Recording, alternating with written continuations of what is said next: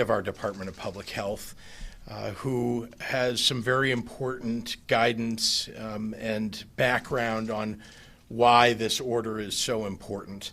And so I've asked the lead epidemiologist at University of Chicago Medicine to join us here today, Dr. Emily Landon.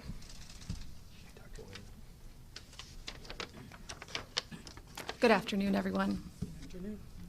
First of all, I want to send my sincere gratitude and support to all of the healthcare workers in Illinois and around the world. Despite doing our best to prepare for a respiratory virus pandemic, we now find ourselves facing a brand new virus with too little information, not enough personal protective equipment, changing protocols every single day, and no second chances. The University of Chicago Medicine and every other hospital in the state has been and is working very closely with our public health departments. Without these partnerships with each other and with public health and the CDC, we could not have made it this far, and we will not get much further. And so I also express my gratitude to everyone working in public health. All of us in the field of infectious diseases and the public health community are united in our efforts and agree with this course of action. I've spoken with many of my colleagues across the city and the state, and we all acknowledge that this is the only way forward. This virus is unforgiving. It spreads before you even know you've caught it, and it tricks you into believing that it's nothing more than a little influenza. For many of us, it may not be much more than the flu. And so it can be very confusing as to why schools are closed, restaurants are shuttered, and now the virus is taking what's left of our precious liberty. But the real problem is not the 80% who will get over this in a week. It's the 20% of patients, the older, those that are immunocompromised, those that have other medical problems, who are going to need a bit more support, some oxygen, or maybe a ventilator, life support. We do amazing things like this to save patients in our American hospitals and across the world every single day, but we can't take care of everyone at once. And we can't keep that low mortality promise if we can't provide the support that our patients need. Our healthcare system doesn't have any slack. There are no empty wards waiting for patients or nurses waiting in the wings. We barely even have enough masks for the nurses that we have. Looking back to the last time we were limited tools and having a dangerous infection spread quickly was the beginning of the 1918 pandemic. 2 cities in America made different choices about how to proceed, and when only a few patients were affected. St. Louis shut itself down and sheltered in place. But Philadelphia went ahead with a huge parade to celebrate those going off to war.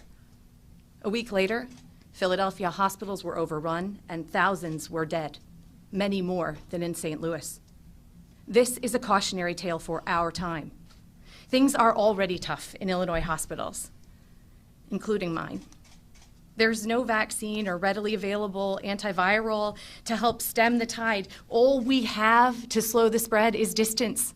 Social distance.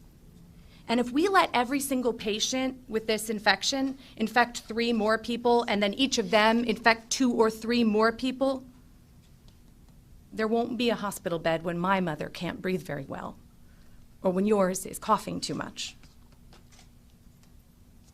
So in my house, we've made a lot of sacrifices. We don't go out anymore. This is the first time I've left my house in some days because I'm leading our efforts and emergency planning from my home. My son has traded in sports, a science conference, and the 5th grade bake sale for puzzles, e-learning, and some video chats. This isn't the life any of us expected, and certainly there are others who will make much greater sacrifices. And there are many more disappointments to come. But this isn't going to be forever, like the governor said. It will last longer than any of us want it to. But in the end, we will look back and see it as just a piece of what happened in our whole lives. And we have to remember that. How can soccer or book club be so dangerous? Why ask so much of people for just a few hundred cases? because it's the only way to save those lives. And now is the time, because the numbers you see today in the news are the people that got sick a week ago. And there are still people today who got sick today who haven't even noticed that they've been sick yet. They picked up the virus, and it will take a week to see that show in our numbers. Waiting for hospitals to be overwhelmed will leave the following week's patients with nowhere to go. In short, without taking drastic measures, the healthy and optimistic among us will doom the vulnerable. We have to fight this fire before it grows too high. These extreme restrictions may seem, in the end, a little anticlimactic, because it's really hard to feel like you're saving the world when you're watching Netflix from your couch.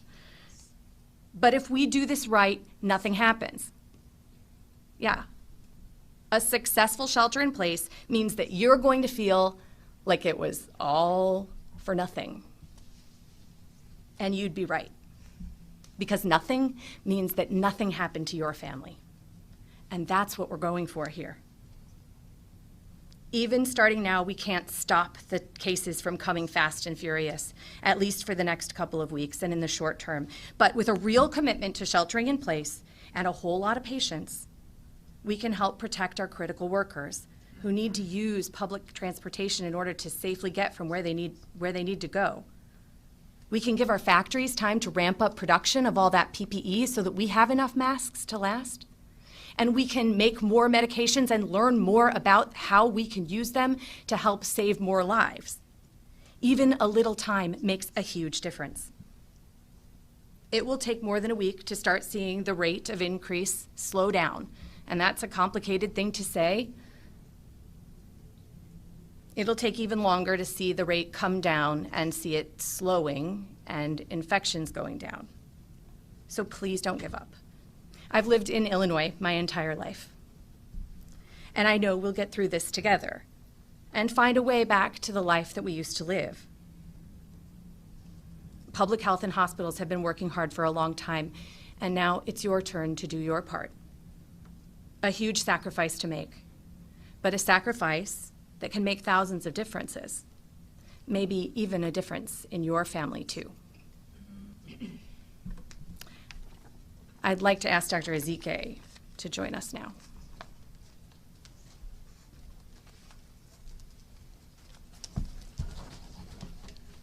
Good afternoon, and thank you, Dr. Landon, for that impassioned plea. Thank you. I think your message will ring loud across everyone's ears who heard that.